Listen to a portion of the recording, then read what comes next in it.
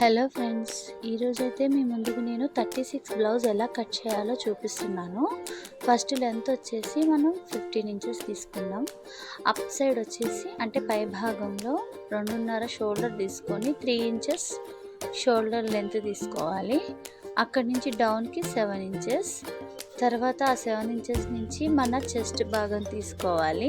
ఇలా left side నుంచి right సైడ్కి 9 ఇంచెస్ ఉన్నది, దానికి ఒక 2 ఇంచెస్ ఎక్స్ట్రా పెట్టుకోవాలన్నమాట.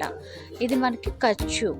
తర్వాత డౌన్ హిప్ వచ్చేసి ఇట్లా లెఫ్ట్ సైడ్ నుంచి స్టార్ట్ చేసుకొని 8 ఇంచెస్ వరకు డాట్ పెట్టుకోవాలి. మళ్ళీ అటు నుంచి అంటే రైట్ సైడ్కి ఒక 2 ఇంచెస్ ఎక్స్ట్రా, ఇది కూడా ఎక్స్ట్రా ఖర్చు అన్నమాట.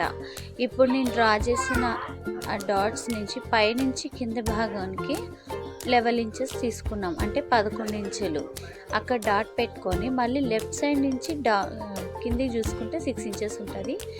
అక్కడ లెఫ్ట్ సైడ్ నుంచి 3 ఇంచెస్ మనం షోల్డర్ దగ్గర 2.5 తీసుకుంటాం కదా, డౌన్ వచ్చేసి 3 ఇంచెస్ తీసుకుంటే రౌండ్ నెక్ అన్నది పర్ఫెక్ట్గా వస్తుంది. ఇప్పుడు ఈ డాట్స్ అన్నీ జాయిన్ చేసుకోవాలి. ఇగో ఈ విధంగా స్కేల్ పెట్టి ఫస్ట్ ఇక్కడ కంప్లీట్ చేసుకోవాలి. తర్వాత షోల్డర్ దగ్గర, తర్వాత సంఖ భాగం దగ్గర, తర్వాత ఈ డాట్స్ పెట్టుకున్నాం కదా, మన బాడీ ఫిట్నెస్ అన్నమాట ఇది. అండ్ నెక్స్ట్ ఇప్పుడు గీసేదేమో ఖర్చు అనమాట. సో ఇప్పుడు ఈ రైట్ ఇట్లా స్లీపింగ్ లైన్లో ఈ 3 ఇంచెస్ పెట్టుకున్నాం కదండి, అక్కడ పైన షోల్డర్ దగ్గర 3 ఇంచెస్ అండ్ ఇది భుజం దగ్గర అన్నమాట. ఇలా ఈ విధంగా డ్రా చేసుకొని ఇప్పుడు ఈ సంఖ భాగం దగ్గర 1.5 క్రాస్ తీసుకోవాలన్నమాట.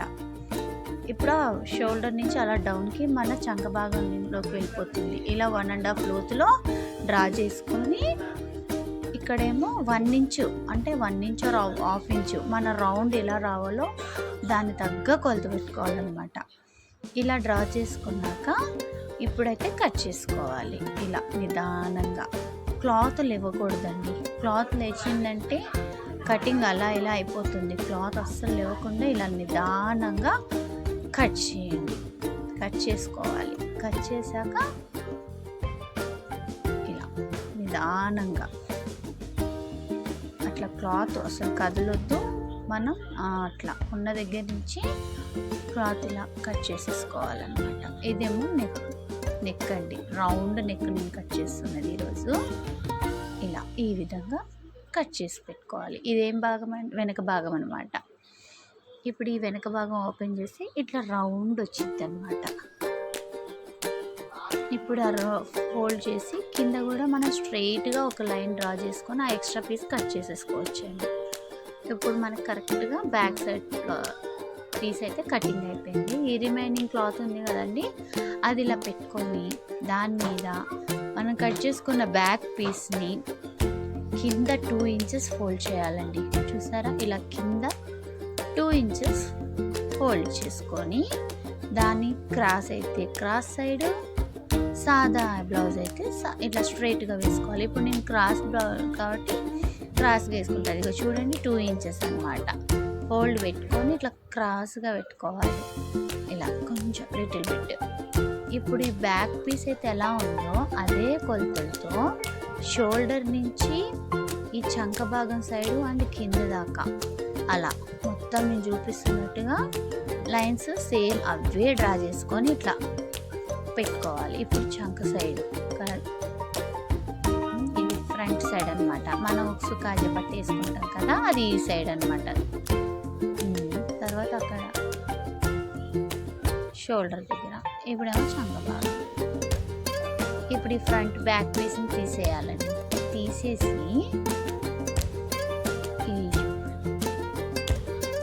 పైనుంచి కిందికి 6.5 పెట్టుకోవాలండి. 6.5 or 7 కూడా పెట్టుకోవచ్చు, అది మన కస్టమర్ని బట్టి.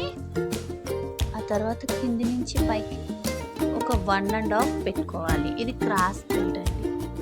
అవతల సైడ్ ఏమో ఒక 1/2 ఇంచ్ అండి పెట్టుకొని ఇప్పుడు అక్కడ లైన్ డ్రా చేయాలన్నమాట. ఇలాగా కొంచెం చిన్న కరువు లాగా, అది బ్యాక్ పీస్ జాయింట్ అయిపోతుంది.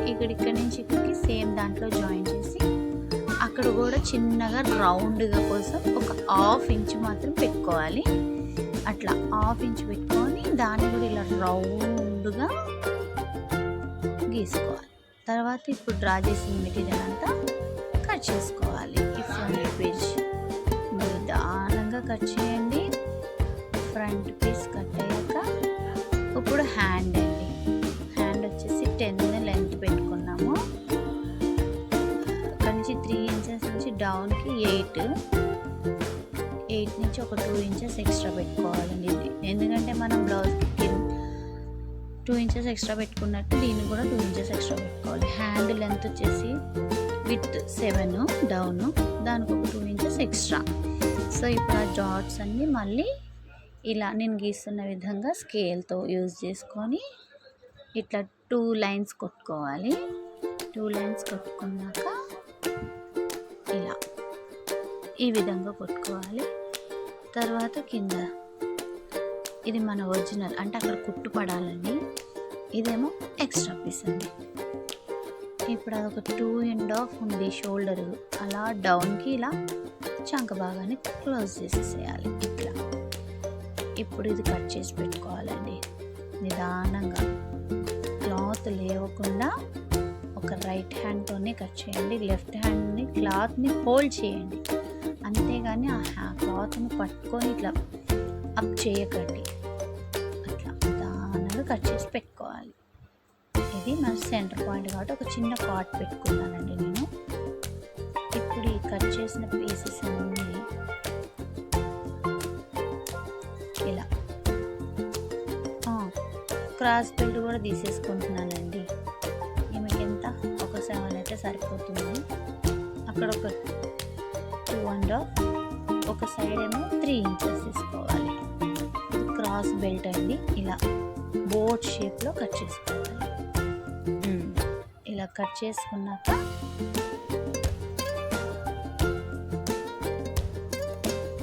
మన ఒరిజినల్ ఫ్యాబ్రిక్ మీద పెట్టుకోవాలన్నమాట.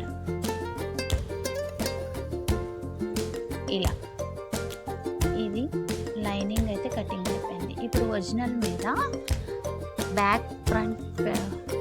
బ్యాక్ పీస్ పెట్టి నిదానంగా ఒక 1 ఇంచ్ ఖర్చు పెట్టుకొని కట్ చేయాలి.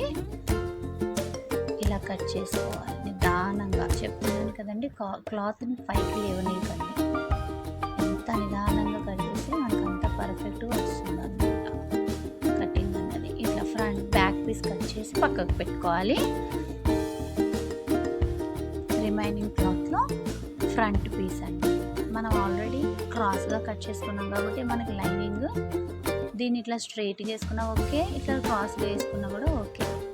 ఒక 1/2 ఇంచ్ ఎక్స్ట్రా పెట్టుకొని కట్ చేసుకోవాలండి. ఇలా ఈ విధంగా కట్ చేసుకోవాలి. చూడండి నేను చూపిస్తున్నట్టుగా ఇలా ఈ విధంగా కట్ అయిపోయినాక ఫోల్డ్ చేసేసుకోవచ్చు. ఆ ఎక్స్ట్రా పీస్ కూడా కట్ చేసేస్తున్నాను నేను.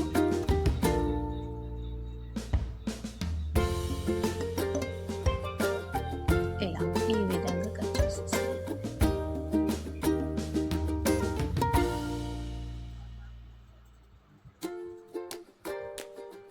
ఇట్లా ఇది కూడా ఫోల్డ్ చేసుకొని back part front part okay దగ్గర పెట్టుకొని రిమైనింగ్ క్లాత్లో హ్యాండ్స్ కట్ చేసుకోవాలి. ఇప్పుడు ఇట్లా 4 ఫోల్డింగ్స్ మీద మన హ్యాండ్ పీస్ కటింగ్ చేసాం కదా, అది ఇలా పెట్టుకొని కరెక్ట్గా ఉంది చూడండి నాకైతే. సో జాగ్రత్తగా కట్ చేసుకొని అటాచ్ చేయాలన్నమాట. ఒక 2 ఇది నేను ఫ్రిల్స్ పెడుతున్నాను, అంటే బుగ్గ చేతులు పెడుతున్నాను. బుగ్గ చేతులకు నేను ఒక 5 ఇంచెస్ అప్ డౌన్ ఎక్స్ట్రా తీసుకుంటున్నాను. దట్స్ వై ఇట్లా కట్ చేసుకో. ఈ వీడియో కనుక నచ్చితే లైక్ కొట్టి సబ్స్క్రైబ్ చేయండి.